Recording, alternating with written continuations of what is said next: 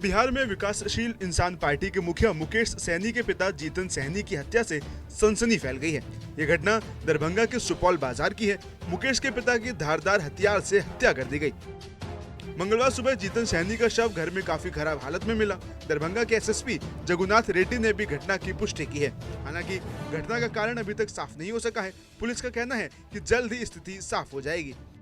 वहीं इस मामले पर चश्मदीदों के बयान भी सामने आने लगे हैं। इस मामले पर सबसे पहले शव को देखने वाले चश्मदीद पवन सहनी ने कहा कि जीतन सहनी ने बीती रात किसी को फूल लाने के लिए कहा था। जब मंगलवार की सुबह वो व्यक्ति फूल लेकर पहुंचा और उन्हें आवाज लगाई तो उसे कोई जवाब नहीं मिला। इसके बाद उसने घर के पीछे जाकर आवाज लगाई तो पिछले हिस्से का दरवाजा टूटा हुआ था और अलमारी का दरवाजा भी खुला था। सामान इधर उधर बिखरा हुआ था।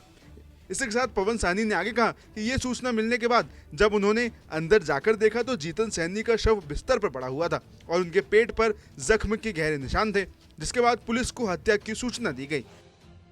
वहीं अब इस घटना पर बयानबाजी का सिलसिला भी शुरू हो गया है। एक तरफ सरकार की नाकामी पर सवाल उठाए जा रहे हैं तो वहीं प्रशासन घटना के पीछे के कारणों को जानने में जुटा हुआ है। इसके लिए बिहार सरकार ने तमाम तरह की टीमों को गठित करके जांच के लिए घटना स्थल पर भी भेजा हुआ है।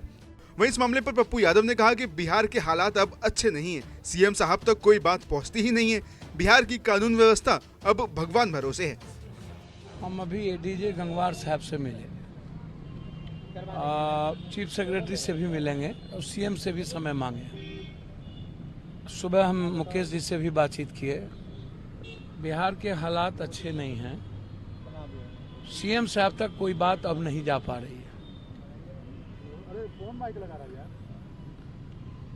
और हमने एडीजे गंगवार साहब से कहा है कि स्पीडी एसआईटी जांच उन्होंने कही है कि और उन्होंने कहा कि हम लोग 48 घंटे के अंदर लुक आफ्टर कर लेंगे। और मुझको लगता है कि मैंने उस दोनों बच्चों के बारे में भी जिक्र किया, इसको भी, और पटना दानापुर दोनों अपराध मुक्त कैसे हो उस पर भी मैंने किया। और उनसे मैंने ये भी चर्चा की कि लगभग जिले में जमीन माफिया, कारोबारी, शराब और ड्रग्स माफिया का इन्वॉल्वेशन थाना और वहाँ के लोकल नेताओं के साथ, मंत्री, एमएलए, एमपी के साथ रहता है। तो ये जो नेक्सस है ये सरकार के इकबाल को खत्म कर रहा है। ये बात मैंने उनसे स्पष्ट कही। और मुझको लगता है कि 5 बजे के बाद मैं जा भी सकता हूँ दरभंगा। मैं आया हूँ, सीएम साहब का यदि हमको मिल गया मिलने का तो मैं मिलूँगा। लेकिन मैं इतना आपको स्पष्ट कह देना चाहता हूँ कि भगवान भरोसे है। अपराधी माफिया नेता ही जब सब कुछ में इन्वॉल्व हों, और थाना लगभग सारे गोरख धंधों में आप उठा के देख लीजिए, जिस नेता परिवार का आप उठाएंगे सबका टेंडर में, सभी धंधों में इन्वॉल्व है। वहीं दूसरी ओर बिहार की सरकार अब एक्शन के मोड में आ गई है। इस मामले पर डिप्टी सीएम सम्राट चौधरी ने कहा कि आरोपियों को पकड़ के सलाखों के पीछे डाला जाएगा, अपराधियों को बख्शा नहीं जाएगा। ये अत्यधिक खेद का विषय है कि बिहार में मुकेश सहनी जी के पिताजी की हत्या की गई। ये चिंता का विषय है। हम लोगों ने तुरंत ये निर्देश दिया है, माननीय मुख्यमंत्री जी ने एसआईटी का गठन करने का निर्देश दिया है और शीघ्र कार्रवाई किया जाएगा। जो लोग भी इसमें दोषी होंगे सबको जेल के सलाखों के अंदर बंद किया जाएगा।